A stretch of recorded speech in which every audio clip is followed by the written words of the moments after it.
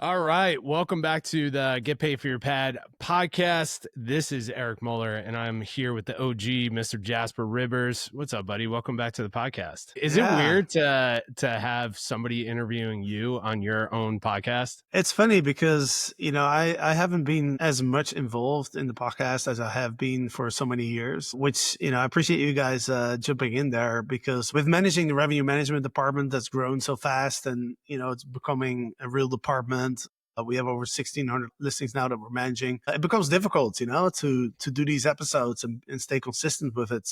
I kept up the consistency for I think about 10, 11 years or so, and having the support from you guys is pretty awesome. I'm excited to be back, and I will be hosting some podcasts again as well as we've hired more team members. I'm freeing up my time a little bit to get back into the podcasting. So Yeah, and it's something that we're as a team excited to start releasing is a weekly revenue focused podcast that you're going to either be interviewing individuals about their revenue and their business or sharing something that you're learning or implementing across the 1,600 listings that we're managing. So we're going to be releasing that every Monday starting next week, I believe. So that's coming up. That's pretty awesome. We're going to have the cadence there. And of course, Kay and I will continue to do our weekly Friday show. And then in the future, we may sprinkle in some additional interviews and additional shows in there. I'm excited about today because this is something I've been wanting to talk to you about on this podcast, because obviously background has been building a revenue management company for the last 12 months, or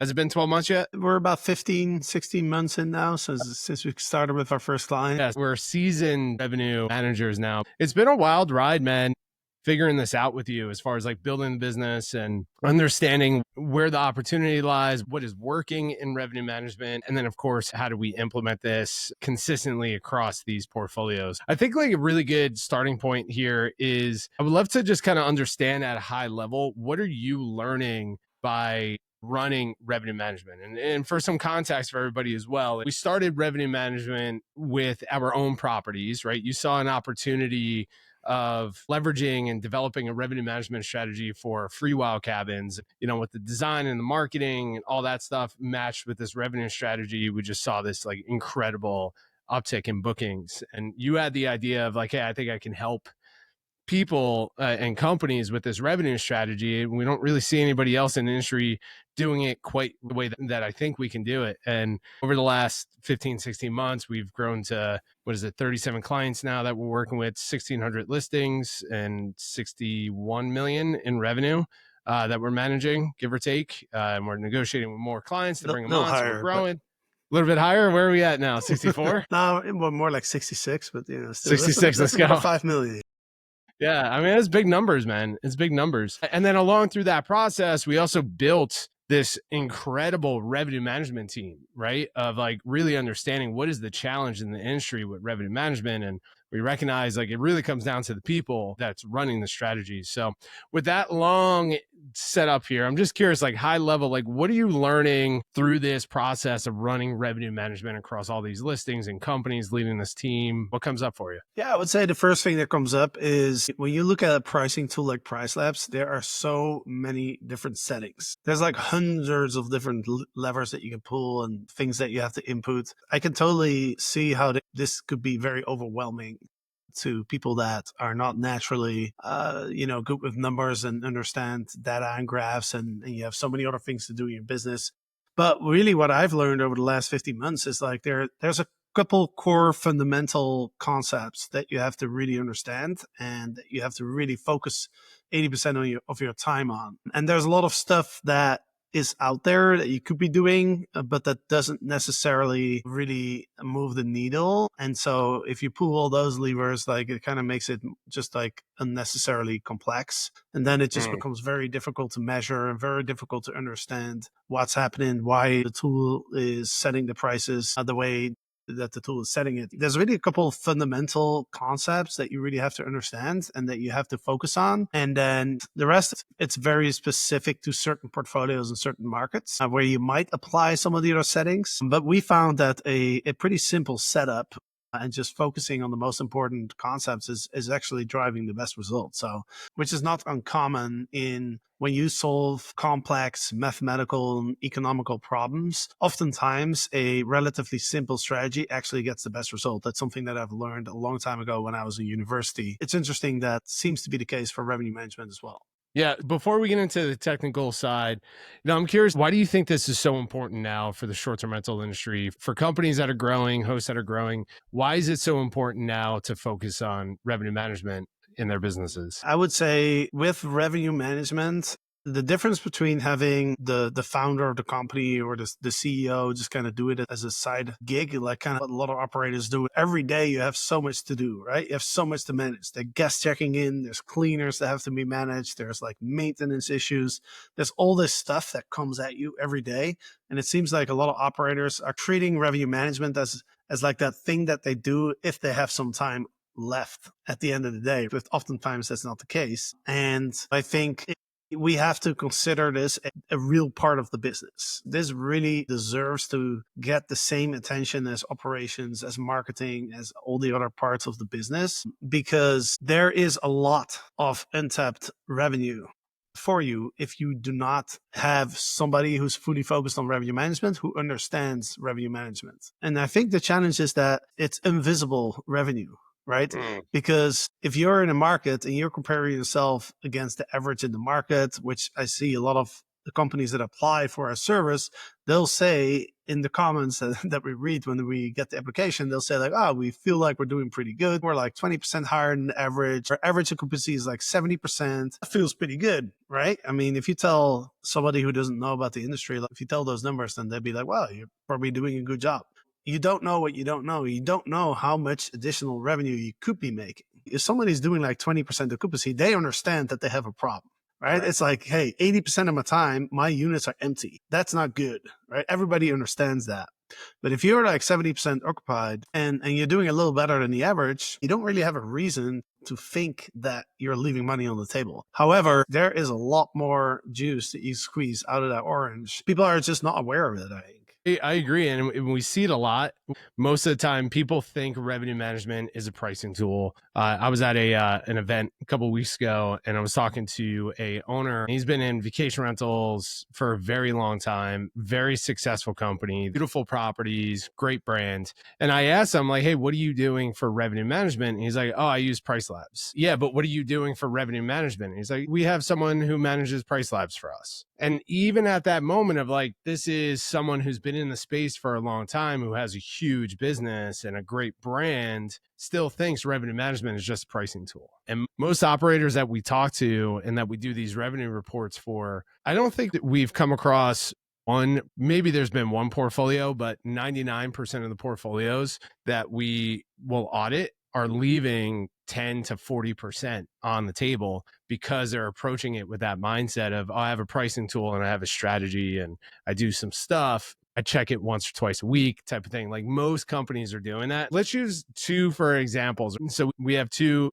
companies that we're potentially going to be working with. One is doing about $1 million. The other is doing about, I think, 15 million. Don't want to use the names or markets or anything like that, just for privacy. One client yesterday, as we're going through his audit, you showed me that in his PriceLabs, there was basic settings that were missing, and there was some strategies that were set up 2 years ago. And you were showing, and he approached us with confidence. I have PriceLabs and I drive this strategy. And you showed very easily, like, no, this strategy is costing you $200,000. He's leaving $200,000 a year with his current listings because of that strategy on the table. And then the bigger company, those numbers blew my mind. I think you found like an additional $2 million of untapped revenue in this portfolio because they were approaching it the exact same way. So it's something that we see often, is that mindset of, I have a pricing tool and I have a strategy, and I check it once or twice a week. But most of the time that's costing them the money to do that. What are some of like these top mistakes that you're starting to see in analyzing all these portfolios? Like, what comes up for you when you see that? I'd say the biggest thing is like people don't watch their pacing. And pacing is a concept that we could talk about for 2 hours. But essentially what it means is that they're not looking at their forward occupancy compared to similar units or compared to the comp set. Comp set is just a fancy term for similar units in the market, right? The whole idea is that there's a booking window, right? There's a moment in time when people start booking for a certain time for certain units. And so let's say that's Christmas, right? Like, let's say people start booking in July for Christmas, which is pretty typical. What a lot of people don't do is at the end of July, they don't look at like, hey, how much of the market is already booked for Christmas, or how much of my comp set is already booked, and how many of my units, or even how many days, if you have one unit, even how many days between, let's say, like the start of the Christmas holidays until the end of the Christmas holidays do I have booked. So that's something that you have to monitor, because if people are booking your type of property in your area, but they're not booking yours, that's a strong price signal. That's a strong signal that your pricing might be too high. And so if you're not paying attention to that, you could be sitting there and 2 weeks before Christmas, you look at your portfolio and you're like, I don't have any bookings yet. And now you have to drop it all the way down because everybody else is 80% booked and they're just filling up the gaps. They're dropping the prices because they just want to fill up their gaps. And that's okay. Like you have to drop your prices last minute to fill up a few gaps. That's fine. But if you have to fill up your entire month or your entire portfolio last minute, now you're competing with all the people that have already gotten a lot of bookings earlier in the booking window and they're dropping their prices. So now you can't get premium prices unless there's this peak demand date. And maybe Christmas is actually one of those dates in the year. If the market books out of 100%, then you can get premium prices last minute, right? Just like airlines. If you have that very popular flight and there's only one seat left, it'll be priced very high.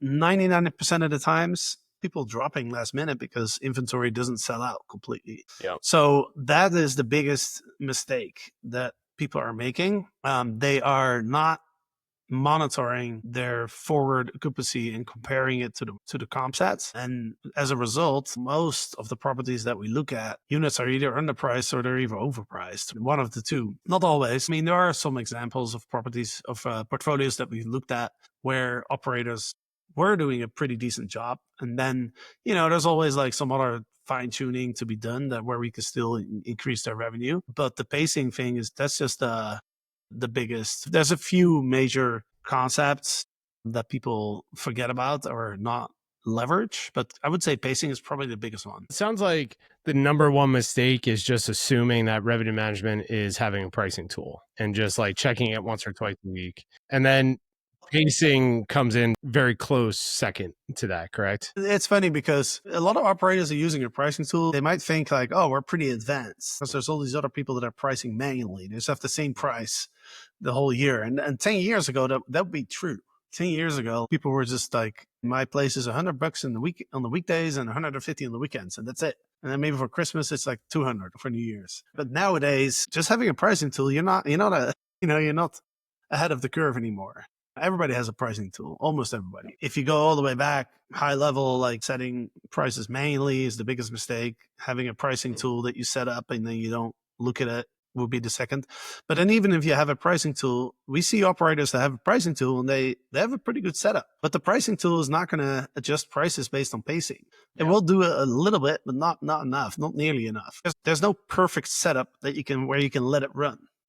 It just doesn't exist. I was thinking about this the other day driving our Tesla. We just did the upgrade where it has self-driving mode, which is unbelievable. It's like we're in the future. This car is driving itself, making decisions, turning, all this stuff. But even as we're in this car, I learned really quickly, I can't just let the machine drive itself. I have to pay attention and I have to take over and make some decisions from time to time. It's just doesn't really understand turnarounds and it doesn't really understand merging in construction zones that well. And there's a lot of elements there that you don't want to just leave 100% trust to the machine. And we see that a lot with people with their pricing tools, that they just leave the trust to the machine, where then the AI is making decisions and it's either underpricing or overpricing your properties and causing some issues.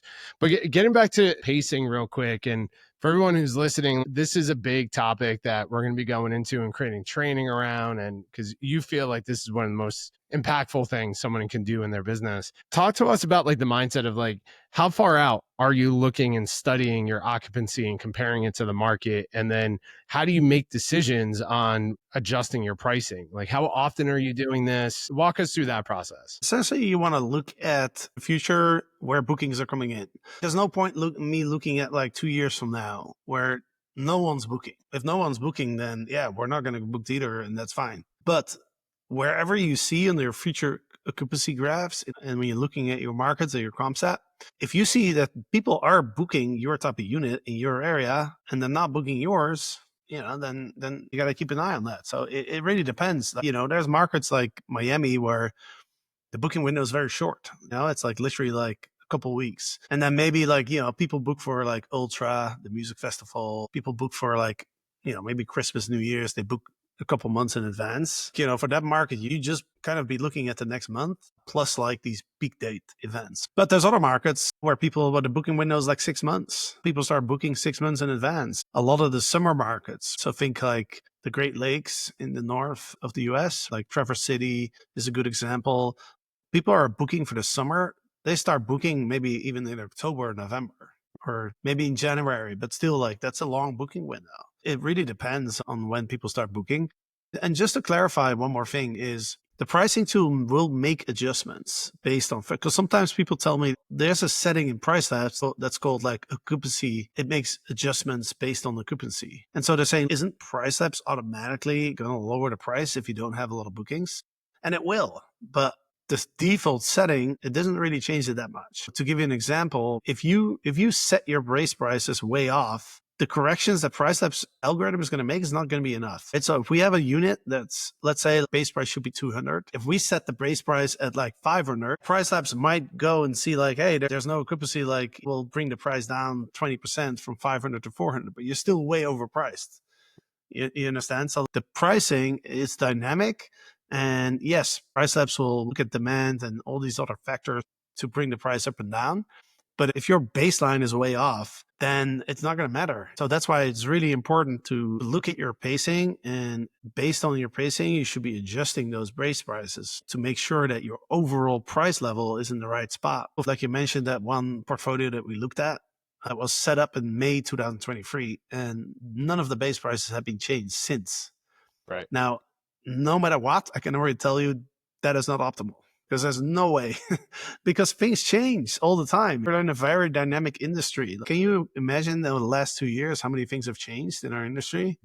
Right. Think of like the economical situation, think of like travel trends, think of like inventory. So much has changed that there's no way that the base price that you set 2 years ago is still optimal. For everyone who's listening to this too, like, as you mentioned, pacing, it's such a deep conversation.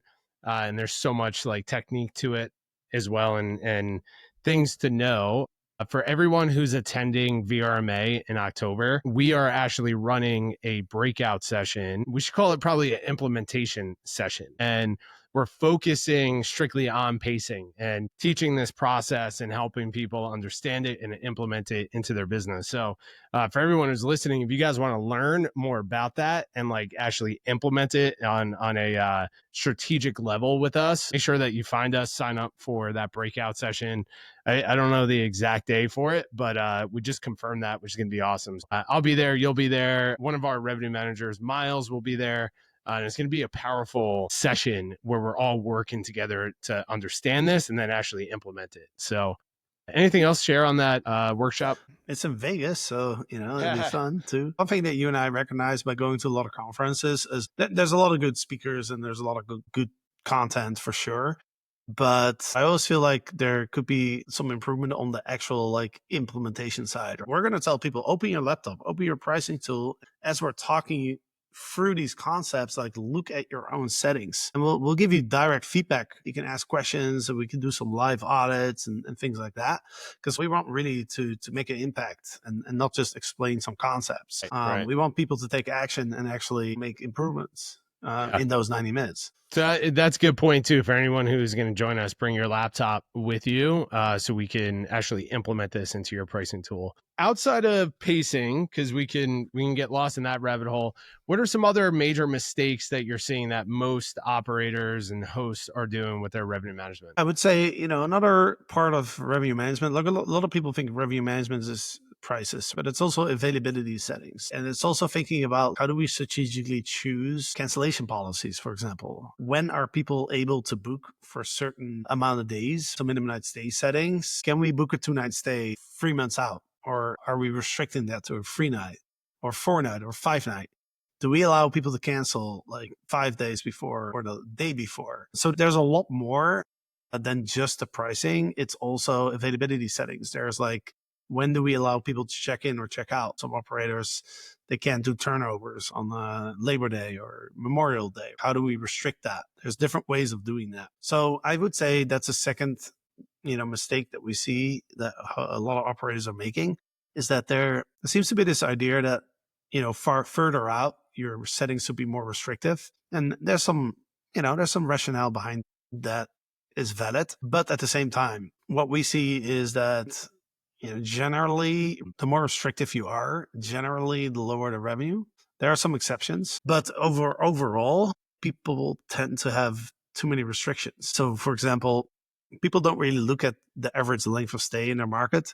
So I'll give you as an example just to understand there. Let's say we're looking at a market and the average length of stay is 2 nights. So that's very short. So that means that there's not a lot of people that are booking a 3, 4, 5-night stay. And then even though that's the case, we come across a lot of operators that will have a 2-night minimum stay in the last 30 days. And then it goes up to a 3-night until like, let's say 45 days out. And then it goes up to a 4-night, 60 days out. And it goes up to a 5-night, 90 days out. And you're looking at the booking win. And then they wonder like, why am I only getting last minute bookings? Well, it's because you don't allow people to book the most common length of stay booking, which is 2 nights. You don't allow people to book that unless they're in the last 30 days. So obviously you're only going to get bookings in the last 30 days. But then if the booking window is like 5 months, now you're utilizing 1 out of 5. 20% of the booking window is being utilized. So you have to fill up all your occupancy in the last 20% of the booking window. So if let's just say, to simplify, there's 100 people that are looking to book a unit. Well, the first 80, that they can't book your unit. So you're losing 80% of demand.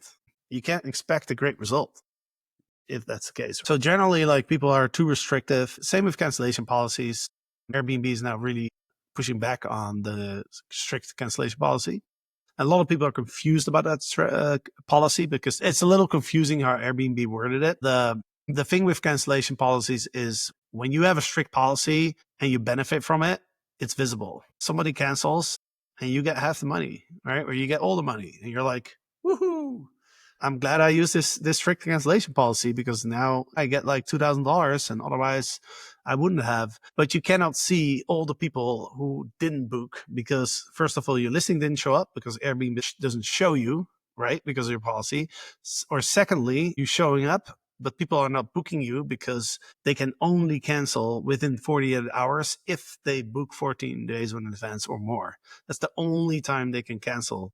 Even if you're booking a year out, you're locked in after 48 hours. That's not very appealing, right? So all the bookings you're losing, you're not seeing that. That doesn't pop up. Airbnb doesn't tell you like, hey, you lost $20,000 because your policy is strict. But that one time that somebody does cancel your policy, you see the benefit of it. So I think that's why people are biased towards more strict policies. That's a great way of looking at that. I would love to get a little tactical with it and kind of share actual results or case study or experience of us actually implementing this into a portfolio. So is there any clients that come to mind that we're currently working with that we've jumped in, taken over revenue, implemented your strategies into this and got a result? Like what are those results? What did you learn through that? What changed? Yeah, absolutely. There's one very specific client that comes to mind who was kind of like a classical example of everything that we were talking about, where they were relying way too much on last minute bookings because they were being overpriced and too restrictive far out. And so the only time that their units were priced competitively was in the last 30 days. So when we came in, it was like a red elephant in the room, right? So we were very confident with the client of like, hey, listen, here's exactly what you're doing right now, and here's what we're going to do, and this is what's going to happen. And what we said was going to happen is exactly what happened. And before we started, this client was booking anywhere from around like 20K per week, which was way too low. This is like back in February, March, early April. When we started, like the first week, our booked revenue went up from about 20K to about 30K. The week after, it went up to like 35K. Then it went up to 55K. And then it went up to 68K, right? Wow. So all the way from like about 20K all the way up to 86. And the reason that we shoot up so much, and then ever since then, it's been hovering around like 40 to 50K.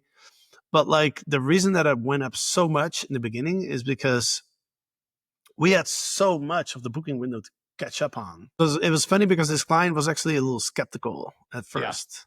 Yeah. A lot of people that join our service are a little skeptical, and they should be, you know, because I mean, you've been running your business for a couple of years, like you feel like you know what you're doing, and then these and then you and I come in and we're telling you like, hey, we could do 20% more revenue just by tweaking the numbers in PriceLabs. It's like, really? It sounds too good to be true, really, right? But then like he sent a message, and I think this was like we were 3 weeks in or so, and literally I won't name the client or anything, but I'll read part of the message that he sent me in Slack, right? He said, while running cash flow tonight, I was shocked with what I'm seeing. The volume of revenue is ridiculous. Makes me a little nervous, actually, like it's a fluke. Pretty clear that what you're doing is working here. I was carefully skeptical, and there's no denying the correlation of your start time and our most recent results. Just wanted to share my pure joy. Awesome. This was just a classic.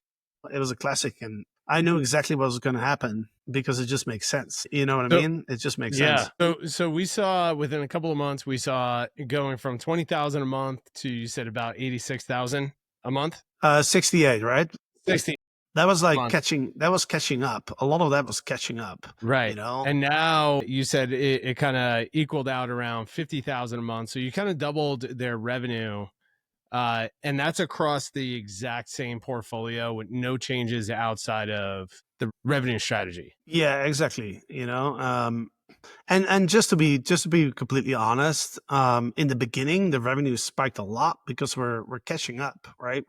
We have this portfolio of units that were overpriced anywhere more than 30 days out. It was overpriced. So when you then come in and you start pricing competitively for the whole booking window, there's a lot of catching up that will happen, right?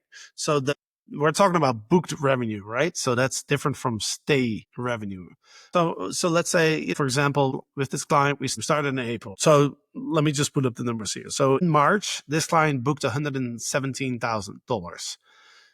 Booked revenue, right? So people booking for anywhere, anytime. But the booking happened in March. The stay dates could be anywhere, but the booking came in March. In April, we booked 200, and so we almost doubled the booked revenue. Then in May, we booked 225. In June, we booked 216. In July, we booked 223. In August, we're a little early, right? However, that revenue is booked in that month, but the stay dates, they could be in September, October, November, or whenever. So just because we doubled the booked revenue, it doesn't mean that we doubled the result. But I was looking at our dashboard. So for each of our clients, we make a customized dashboard where they can track the KPIs. And I was just looking at those dashboards, and like every single month since we started with them, their result was at least 25% higher. Some of the months it was more than that, like 30, 35. So like, I don't want to say that we doubled their revenue, but we did increase consistently their revenue by anywhere from like 25 to 40%. Which is what we expected. And that just shows the power. You're using a pricing tool. You think you're doing pretty good because your occupancy is still, pretty decent, because last minute, if you drop the prices enough, you can still get decent occupancy, but your average price is so much lower than if you would have utilized the entire booking window, because the people that book early are booking at higher prices. Right. Incredible, man. This has been a crazy journey the last 12 plus months that we've been building this side, and just like seeing the results in all of our clients. I mean, of course, there's a couple of clients that their strategy versus our strategy still implementing and getting results. But for 99% of our clients, the results that we're getting is unbelievable. And it's just one small change mindset wise for the owner to think about of focusing more on revenue. And I think like that's the biggest takeaway. We can get technical and just recommend for everyone who's listening is to, obviously moving forward every Monday, listening to Jasper's revenue podcast, because you're going to get more and more technical on that. Signing up for our email list at freewildfoundry.com. We send out emails every single week that gets technical as well. Plus we do trainings, the VRMA, all of that. But I'm just to wrap all this up. What's your advice for everyone who's listening, from the Airbnb host that has 1 or 2 listings to the CEO that's running 200 plus listings and everywhere in between? What's your advice for them when it comes to revenue management? Number one is like carve out 15 to 30 minutes every day, non-negotiable, and look at every single booking that comes in. And ask yourself, what can I learn from this booking? Are you getting a booking like 120 days out? Your booking window is 90 days. That means like there's something going on. There's something going on. There might be an event. Every booking has some information that you can learn from. So number one is like carve out time. And this is not time that if there's no challenges with the cleaners and if there's not all these other things that I need to do, then I'll look at it. No, put it in your calendar, non-negotiable. You're looking at your bookings every day. That's number one. Number two is start looking at your pacing. There's different, depending on what pricing tool you use, there's different ways of looking at pacing, but just start thinking about it. Just start asking yourself that question of like, how is my future occupancy looking compared to a comp set or the market? Am I behind or am I ahead? And why is that? Am I overpriced? Am I underpriced? Start thinking about that. Or it could also be your marketing. I have a client with a listing that were priced very competitively. But we looked at their listing today and we realized like there was photos where there's clutter showing, like literally clothes hanging in the wardrobes. And it's like very dark pictures where like, I was looking at it and I'm like, okay, we don't have a pricing problem here. Like it's the marketing. That's the problem here. But you got to start monitoring the pacing to get those signals so you can start looking into it. So I would say those are the two things. Like just look at every booking. You got to look at every booking. Because every booking has information. And number two is like start thinking about your pacing. Even if it's not going to be perfect right away, but at least get in the mindset of like thinking about it, looking at KPIs like market penetration index, forward occupancy, start looking at that stuff, booking windows, start studying your booking windows, start thinking about it. It's going to take a little bit of time to really understand these concepts. Yeah. And I would just add to that as well, is like, if this is not a skill set of yours, you get overwhelmed with numbers, you get overwhelmed with spreadsheets and graphs and all that stuff. That's completely okay. I highly recommend hiring somebody that is obsessed with it. The difference between you and I when it comes to looking at graphs is freaking hilarious, man. I'm like, dude, just tell me, what did we earn? Like, what's the number? My brain doesn't work that way. And that was one thing that I see a lot when I'm talking to owners of these companies that hit us up for these pricing audits, is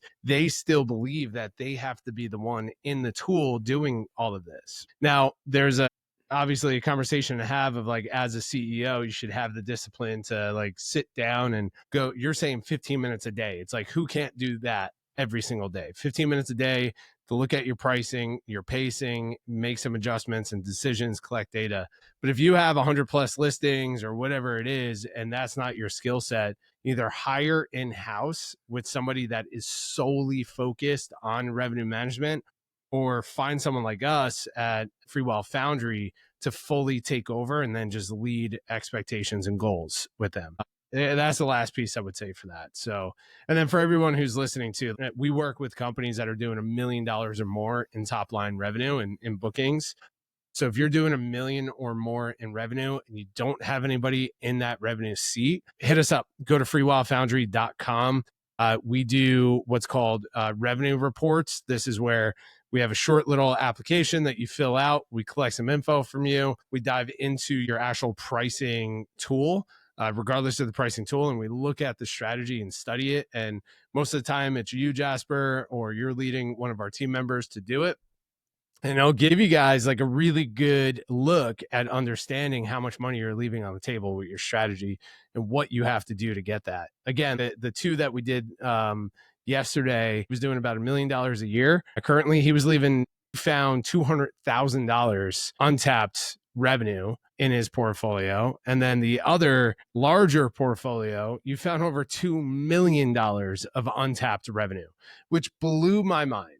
I saw that number. I'm like, I had to go back. I'm like, hey, is this number right? Like, this doesn't make any sense. How are you missing $2 million of untapped revenue? It's because no one is in the revenue seat. It blew my mind. For that company, you guys need to make a decision immediately. Hire us or hire somebody in-house, but don't do this because it's caused the lack of decision making to put ownership in that seat is costing that company over $2 million. So like the opportunity cost is insane. That's the last piece there. So if you guys are doing $1 million or more, hit us up. We're more than happy to do a pricing audit. And it takes us about a day to go through that and we'll get it back to you and it'll show you where you're at. So just go to freewildfoundry.com. And then click on pricing audit. So awesome. Any last words of advice? No, you nailed it with the last piece. Most operators are it's not necessarily their passion to do revenue management. And, when I was talking about the 15 to 30 minutes a day, that's sort of like a small portfolio. And that's like just the basic stuff. Like there's like deeper dives that you have to do as well on a weekly and a monthly basis, right? If you have more than 100 units, it should take up like a big piece of your day. That bit larger portfolio that you mentioned, the larger your portfolio, the harder it is to do by yourself, right? As the founder as well. If you have like 5 units, then, it's doable to manage it yourself. But if you have a large portfolio, it becomes very difficult. And that's why we typically see the most upside on the larger portfolios, actually. Yep. So yeah, your advice is spot on. Someone who knows what they're doing has to be focusing on it, whether it's in-house or a service like ourselves. Yep. Awesome, man. Well, let's leave it there. Appreciate your time. Congrats on crushing revenue and building this team and leading this strategy, getting the results that you're getting. For everyone who's listening, subscribe to this podcast. We really appreciate that. If you're doing $1 million or more, hit us up on freewildfoundry.com and apply for the pricing audit. And we'll go through that and help you understand where your strategy is currently leaving money on the table or doing well. And then lastly, if you guys are heading to VRMA in October, come see us. We may have a booth there. We're going to be there. And then we're going to be running that workshop. So that's going to be really, really powerful for you guys. So awesome, man. Appreciate your time. Thanks for listening, everyone. We'll see you next Adios. time. Bye. Adios.